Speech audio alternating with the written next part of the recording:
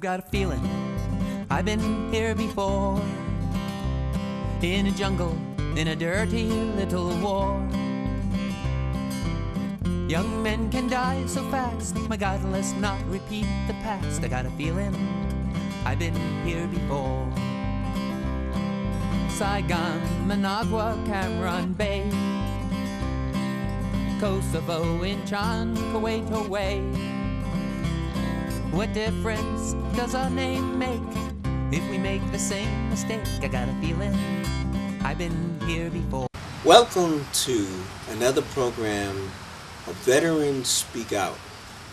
And I have with me here Paul Brailsford, who is a long-time member of the Veterans for Peace, as well as, I believe, a founder of the organization. That's right. I founded in 1990 with John Shushat at the House of Peace here. Oh, really? Okay. How did you come about the idea that there was a need for your organization? Well, in early 1990, I was up in Maine talking to Jerry Genesio and Ian Walker, who are founders of Veterans for Peace. And they enjoyed some of the comments I guess I was making. They said, Paul, why don't you join Veterans for Peace? So I said, yes, I would found a chapter. And I came down to Ipswich and I started this chapter. And I named it after Samantha Smith. Samantha Smith, you remember, was the 12-year-old Maine girl who wrote the Soviet Union and said, why do you want to make nuclear war on us? Didn't God mean us to live in peace? And the Soviets were so impressed with her.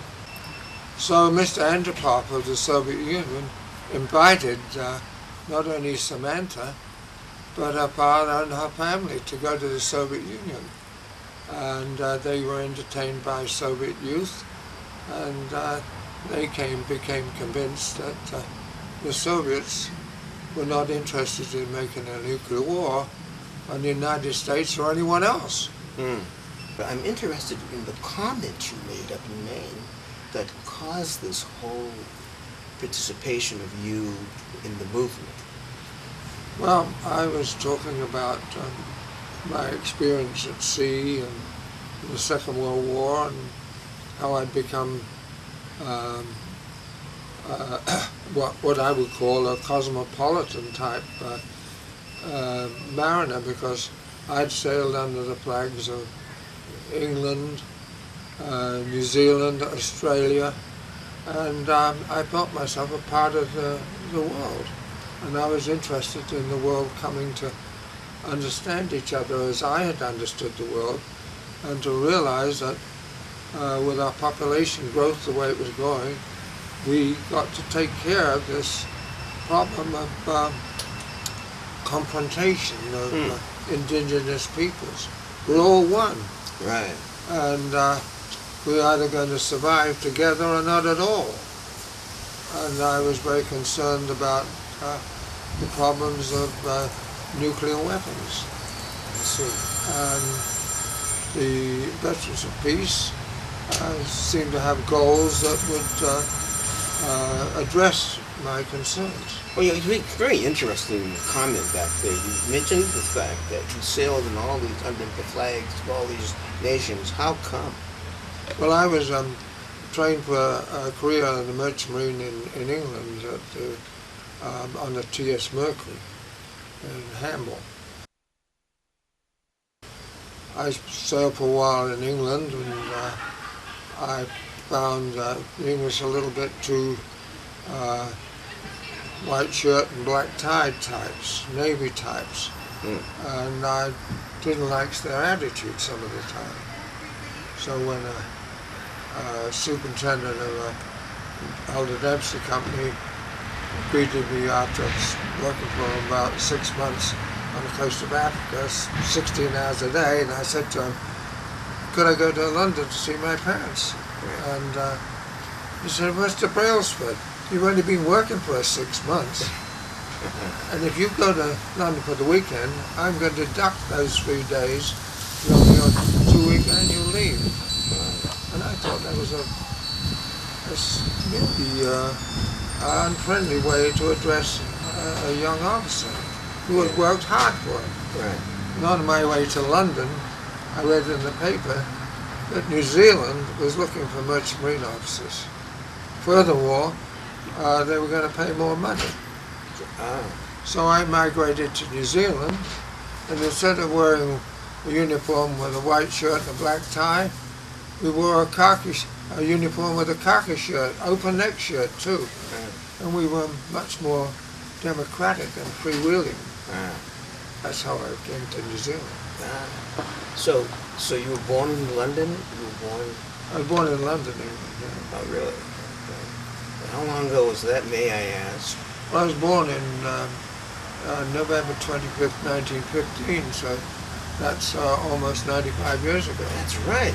Boy, you really saw a lot of life in the world.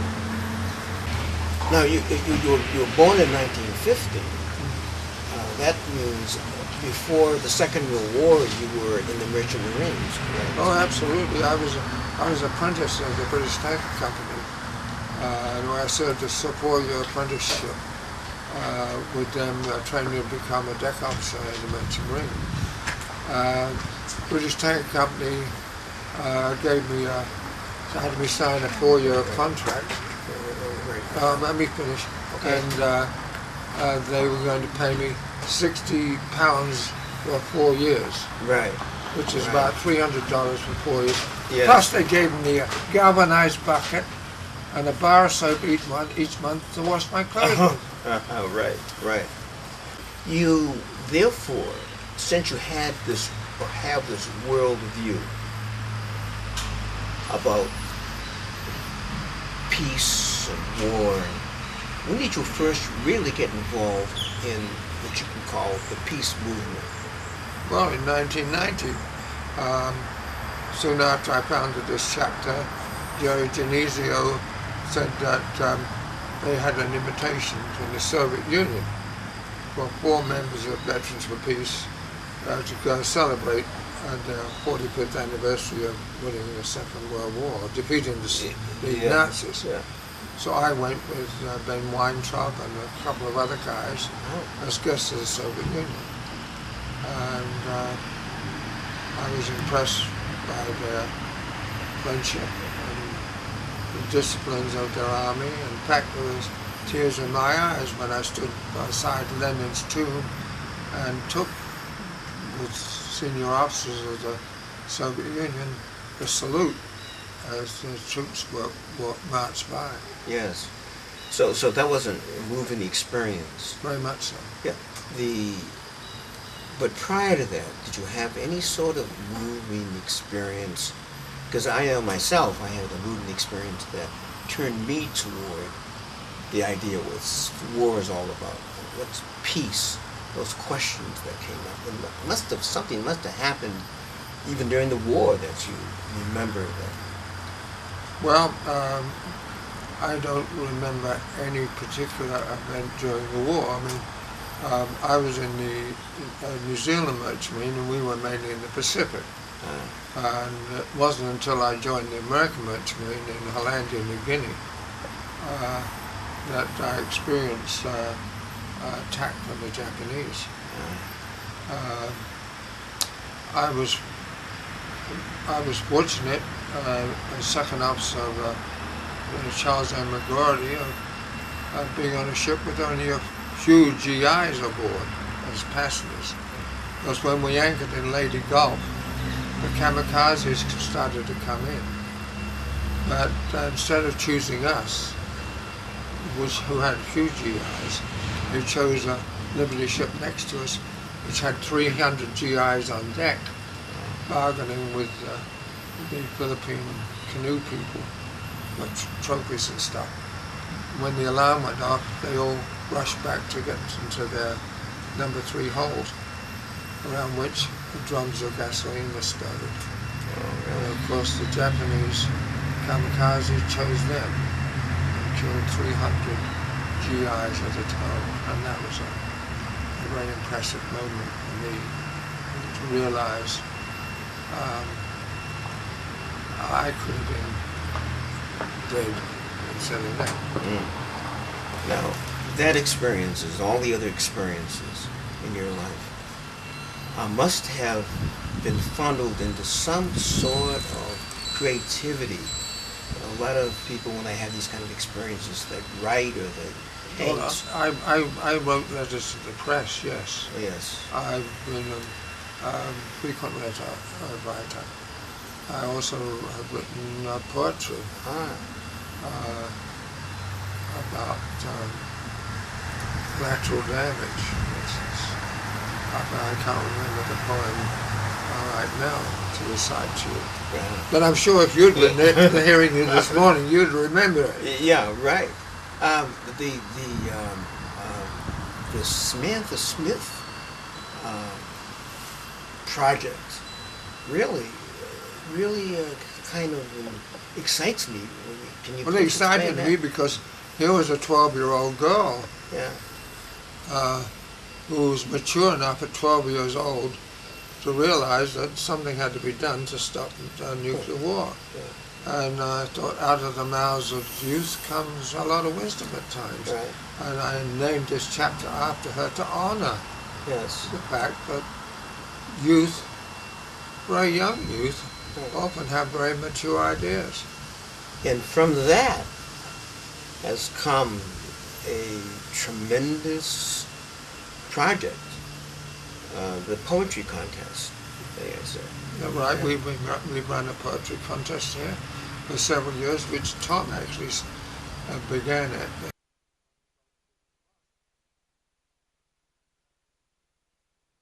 I had watched the way people down the Cape had done a contest, and he organised one, and we took the lessons from Tom Gale, and we began to write,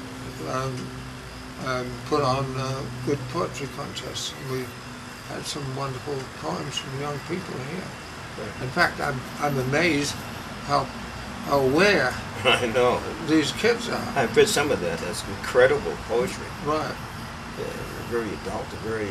In fact, they seem to know more about war and peace than many adults do. And so is that the objective of this whole Veterans for Peace, especially in this chapter, to educate adults? Well, that's one of our objectives, of course. Children, yes, and because if children write good poetry, it's very possible that their parents have motivated them to do so. Right. And it's exciting to me to know that we had interested parents willing to help their children. We had interesting teachers who were willing to run this contest. But after a few years, we found we were spending more time on the peace poetry contest than other things, and finally we gave it up a couple of years ago. We were trying to concentrate on ways to stop war. Hey, however, you revived it. We haven't revived it. You haven't. I thought I remember seeing. You know, Paul St. Amand, one of our chapter members, has been running a peace poetry contest. Oh, okay. And his university, Haverhill Mass. Haverhill Mass. Right. That's what I read the poetry. Yeah. But it's the same It's the same issue. thing. So you guys really started it, and someone picked it up and did it, and is doing it now. Well, we carried on after Tom Gale started. Yeah. Right. Yeah. Well, yeah. So there was an individual to an individual. So okay. So what are you focused on now?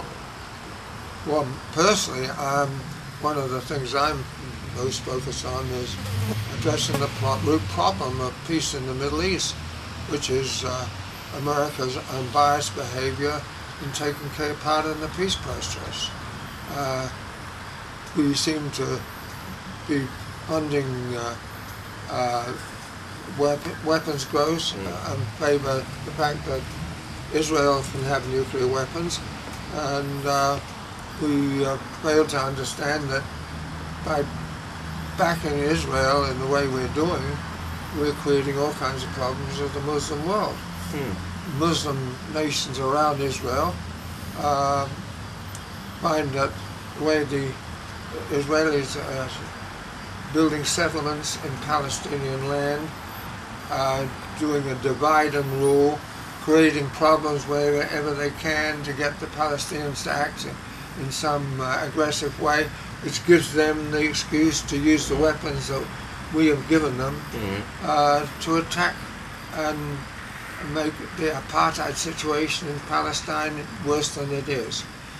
It's my opinion that the game plan of Israel is to make the Palestinians so unhappy that they will abandon the West Bank.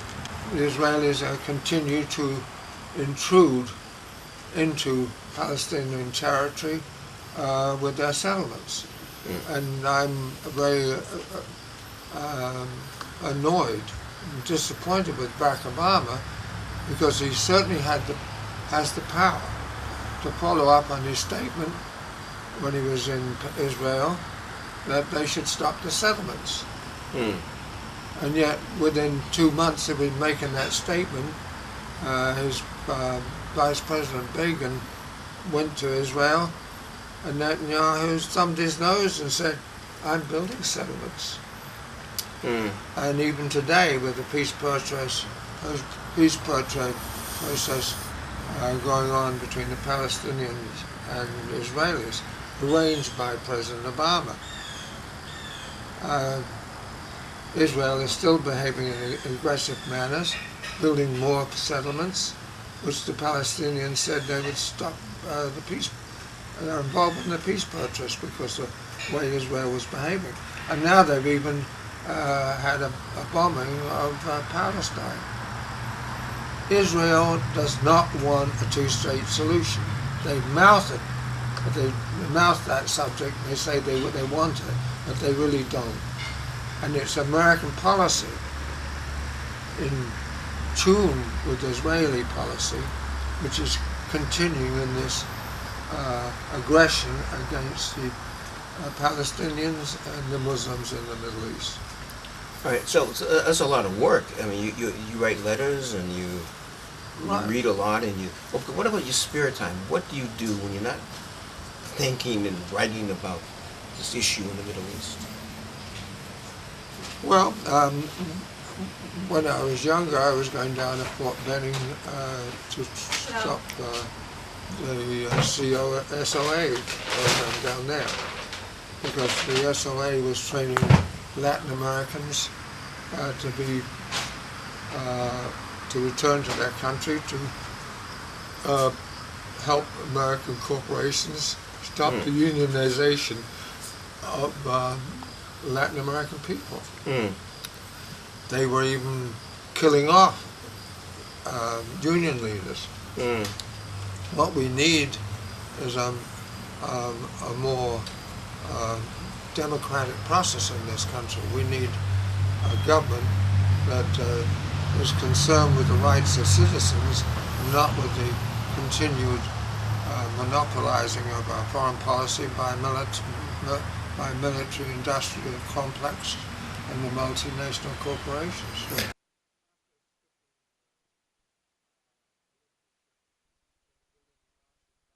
After skipping a Liberty ship to deliver Marshall cargo to the Baltic, that job didn't last very long, and so I joined Agencia Maritima Hondureña, which is a downsized United Fruit Company ship, as second officer.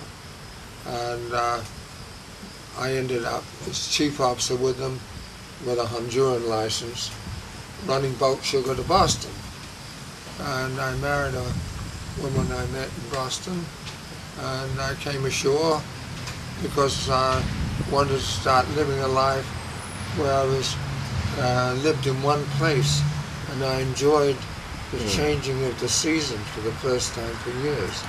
Because on a merchant ship on the north-south route, in winter, I was going from winter to summer every 2 weeks, and I went back and forth to Cuba.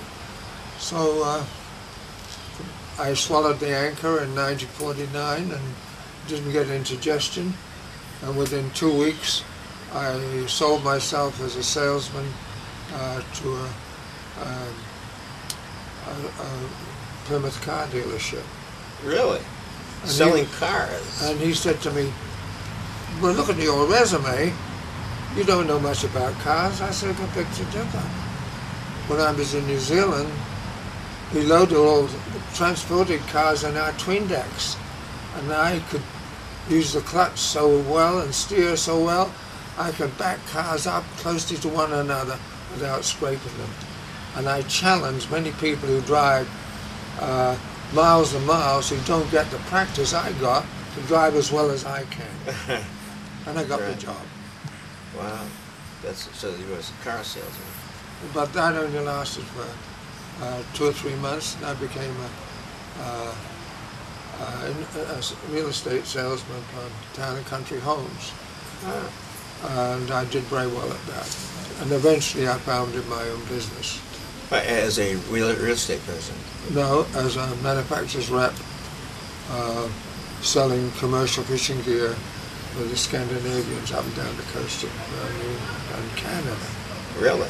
So is that the secret of your long life? Is activism and Well, the secret of my long life is good genes, number one. Okay. My mother lived to 109. Oh, really? The second thing is I'm a disciplined person. Mm-hmm. I eat 3 meals a day, and they're very balanced meals. I'm off red meat now. Been off red meat since I was in my 70s. So I'm a shall we say, a fish vegetarian. My lunches are usually nuts,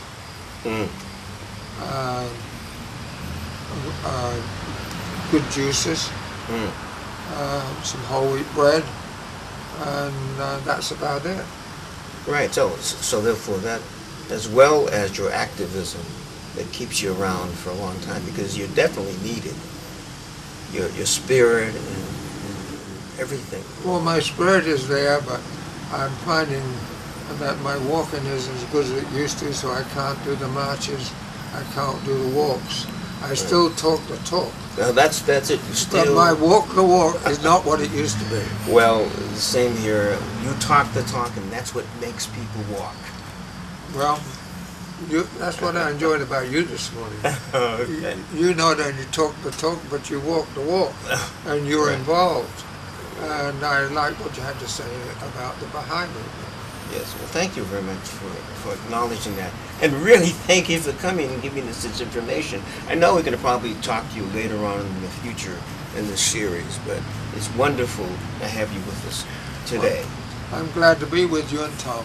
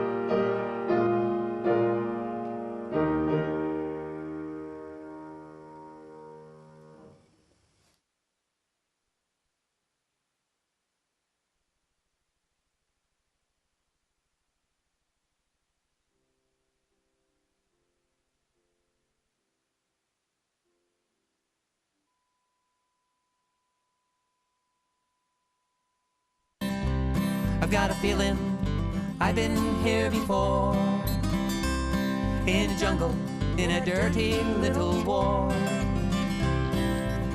Young men can die so fast. My God, let's not repeat the past. I got a feeling I've been here before. Congress, can you hear the uproar?